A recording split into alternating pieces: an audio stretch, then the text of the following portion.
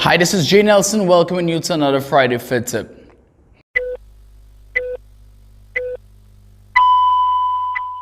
The next couple of weeks, we're going to touch on flexibility and mobility. Today, I'm just going to give you an intro of what to expect. Flexibility is a very important component to fitness. We hear the term flexibility and mobility being used interchangeably. Flexibility can be defined as the natural extensibility of the soft tissues, and mobility can be defined as the ability of a joint to go through its natural intended range of motion.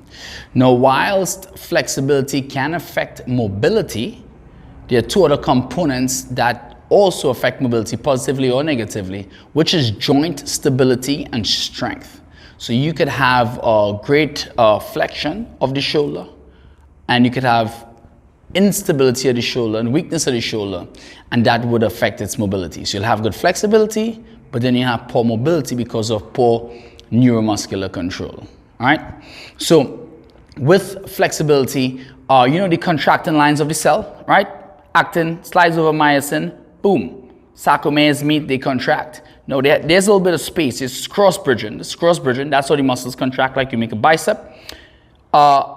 In a shortened muscle or tight muscle, these cross bridges are closer, or they're already partially cross-bridged. So now the movement is a little shorter. So now when it's time to extend, so let's say you have tight hamstrings, it's time to lengthen the hamstrings. These things don't go back. These sarcomeres don't go back to where they should be.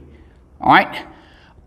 For people who are so high stressed or whose nervous system is in a heightened state all the time, you may have this type of cross-bridging and the inability to release the muscles properly.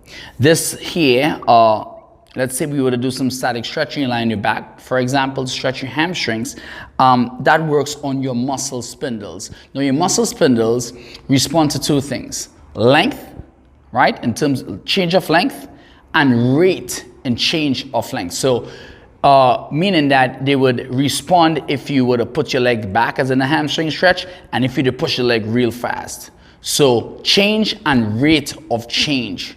With foam rolling, because we do a bit of foam rolling targets something that's a little different. It targets what is called the GTO, that's the Golgi tendon organs.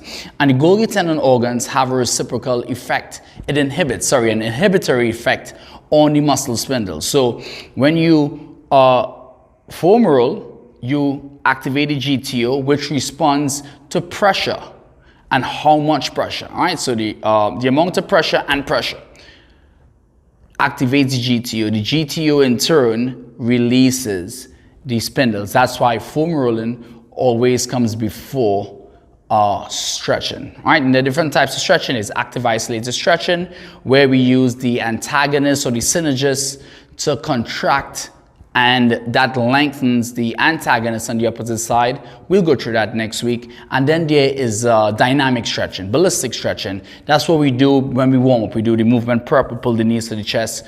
That's dynamic stretching. Now, flexibility can improve strength. All right, now think about it. If this is how the muscle contracts, if this is the space between the contracting lines, the contracting sarcomeres, and it's already cross-bridged, you get this much movement. However, if it's at its right length, you get more movement. Got it? And you gotta have that agonist-antagonistic relationship, that length-tension relationship on either side of the joint. So for instance, I'm gonna break it down easy. For somebody who is protracted, all right, which means they have a shortened pec minor muscle in front here, and they probably have a weakened rhomboids, supraspinatus, lower traps. All right, so this shoulder needs to be rolled back. So think about it this way. Now we are protracted. This is happening. How much force output are we going to get in this direction? Got it? So here, major force output. Here, not so much major force output. So getting the shoulder back, or the hamstring, or the hip flexor, whichever muscle it is, to its length, its natural length, would improve strength, not only in the in the agonistic or the concentric phase of the exercise, but also into the also to the antagonist, right? The muscle that's opposing the movement. So as we go through Friday after Friday after Friday, I don't want to get too much into the textbook stuff. You guys want to see how to apply all this crap. Next Friday, we're going to target the lower body. We're going to target the bicep femoris, the lower back. I'm going to look for little dysfunctions that may contribute or cause your lower back pain. Hamstrings, the hip flexor, we target the adductor complex, the glute medius, and we'll work our way up the chain. I want to do it very thorough. We'll do 1 or 2 muscles at a time. Keep the video short so you could go back in and look at it and get it done. All right, guys.